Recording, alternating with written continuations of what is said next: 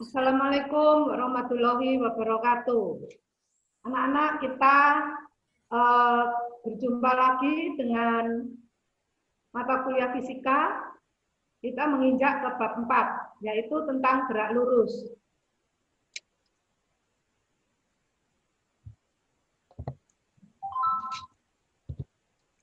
Jadi gerak lurus ini merupakan suatu benda dikatakan bergerak bila kedudukannya selalu berubah terhadap suatu acuan.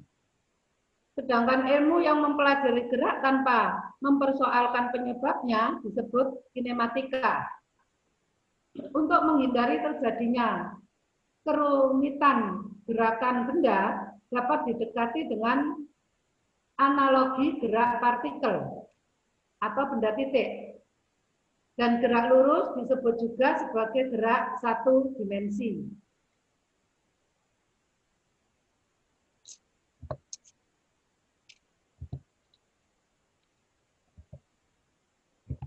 Perpindahan kecepatan dan percepatan. Sekarang kita lihat perpindahan kemarin kita juga sudah belajar vektor. Perubahan kedudukan benda dalam selang waktu tertentu tergantung dari sistem koordinat. Jadi di sini misalnya di titik 0, kemudian bergerak ke X1, ya, arah A, kemudian dari arah A berpindah ke titik B dengan jarak X2. Maka delta X sama dengan X2 min X1. Catatan, jarak itu merupakan besaran skalar. Jadi panjang lintasan sesungguhnya yang ditempuh oleh benda. Sehingga di sini untuk titik A misalnya sejauh 5 meter. Ya. Kemudian titik B menuju ke titik A lagi itu sejauh 5 meter juga. Nah, contoh ini atau benda bergerak dari A ke B sejauh 5 meter, ya, dan kembali lagi ke A juga jauh 5 meter. Maka perpindahan tersebut atau delta X sama dengan 0 dan jaraknya 5 meter ditambah 5 meter sama dengan 10 meter.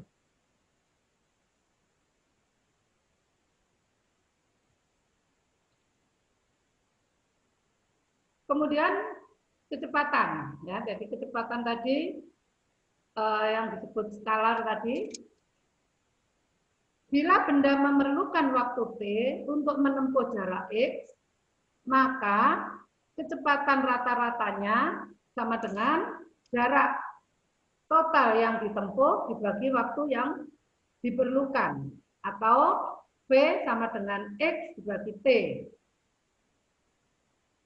Dan yang ketiga yaitu percepatan. Percepatan ada dua percepatan, yaitu percepatan rata-rata apabila perubahan kecepatan persatuan waktu, yaitu simbolnya kalau percepatan itu A. Jadi A rata-rata sama dengan V2 min V1 dibagi T2 min T1 atau delta V dibagi delta T. Sedangkan percepatan yang kedua yaitu percepatan sesaat. Perubahan kecepatan pada suatu saat tertentu atau percepatan rata-rata apabila selang waktu mendekati 0. Maka A sama dengan limit delta T sampai 0 atau dV per dt. Sehingga A percepatan di sini, percepatan sesaat adalah dV per dt sama dengan d kuadrat X dibagi dt kuadrat.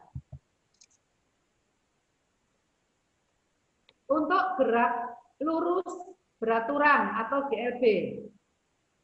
Gerak benda pada lintasan lurus dengan kecepatan tetap, misalnya yang pertama ini yaitu posisi pertama, ya, titik 0, kemudian sampai X0, dan di sini untuk kecepatan dari 0 sampai V.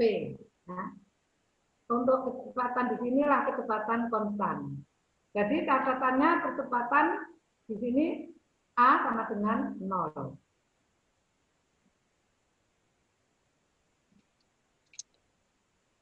Gerak lurus berubah beraturan atau GLBB, gerak lurus yang percepatan tidak berubah atau tetap terhadap waktu, maka dipercepat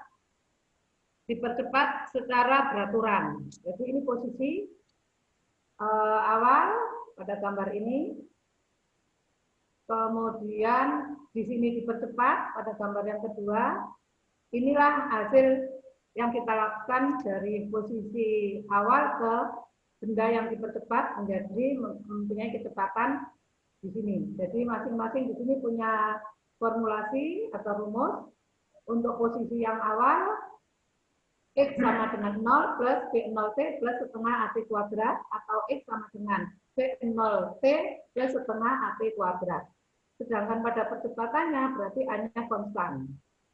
Sedangkan untuk yang kecepatan, akibat percepatan tadi, berarti V sama dengan V0 plus AT, atau V kuadrat sama dengan V0 kuadrat plus 2AX. Gerak jatuh bebas merupakan contoh dari gerak lurus berubah beraturan. Percepatan yang digunakan untuk benda jatuh bebas adalah percepatan gravitasi, yang mana besarnya G adalah 9,8 meter per detik kuadrat. Nah, untuk sumbu koordinat yang dipakai adalah sumbu Y. Sehingga V sama dengan V0 min G kali T, atau Y sama dengan Y0 plus V0T sama dengan setengah GT kuadrat, atau V kuadrat sama dengan V0 kuadrat min 2G kali Y min Y0. Hati-hati untuk mengambil acuan, jadi arah ke atas positif, yaitu notasinya positif, arah ke bawah negatif. Ini contoh, sebuah mobil bergerak dengan kecepatan 27 km per jam. Kemudian mobil dipercepat dengan kecepatan 2 meter per sekon kuadrat. Hitunglah kecepatan mobil dan jarak yang ditempuhnya selama 5 detik setelah percepatan tersebut. Nah, jawabnya, jadi V0-nya itu 27 km per jam. Kita jadikan detik, ya, di sini menjadi 27.000 meter, karena detik dibagi 3.600 sekon atau detik. Jadi, V0-nya 7,5 meter per sekon. X0-nya sama dengan 0. Sehingga A sama dengan 2 meter per sekon kuadrat. T-nya sama dengan 5 sekon. Maka kecepatan mobil, di sini kecepatan awalnya adalah V sama dengan V0 plus AT. V0-nya 7,5. Ditambah 2 kali 5, maka V-nya sama dengan 17,5 meter per sekon. Sedangkan jarak yang ditempuh oleh mobil tersebut, X sama dengan X0 plus V0T plus setengah AT kuadrat, sama dengan 62,6 meter. Jadi ini gambarnya posisi-posisi yang awalnya tadi, kemudian ini adanya kecepatan.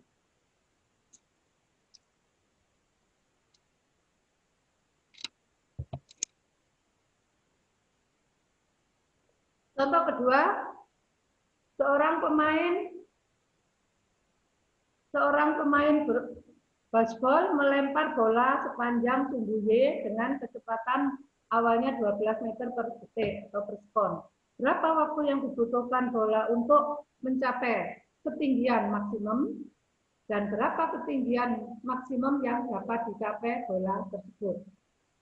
Jawab, percepatan bola ketika meninggalkan pemain adalah A, sama dengan min G. Jadi bisa dilihat pada gambar, ini gambarnya. Awal, kemudian ini bola kita percepatkan, ya, jadi naik sepanjang G 7,3 meter. Nah, jadi kecepatan pada ketinggian maksimum adalah V0. Waktu untuk mencapai ketinggian maksimumnya V sama dengan V0 plus AT, berarti V sama dengan V0 kali, V0 min G kali T. T sama dengan V min V0 dibagi min G sama dengan 0 min 10 dibagi 0 min 12, maaf, 0 min 12 dibagi min 9,8 sama dengan 1,2 ton.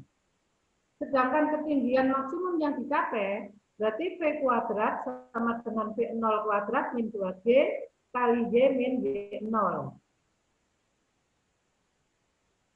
Y min Y0 sama dengan V kuadrat min V0 kuadrat dibagi 2G sama dengan 0 dibagi 2, maaf, 0 min 12 meter per sekon kuadrat dibagi 2 kali min 9,8 meter per sekon sama dengan 7,3 meter. Jadi Y sama dengan 7,3 plus Y0 sama dengan 7,3 plus 0 sama dengan 7,3 meter. Jadi Y yang lalui oleh bola ini, yang dilempar oleh anak ini sepanjang 7,3 meter.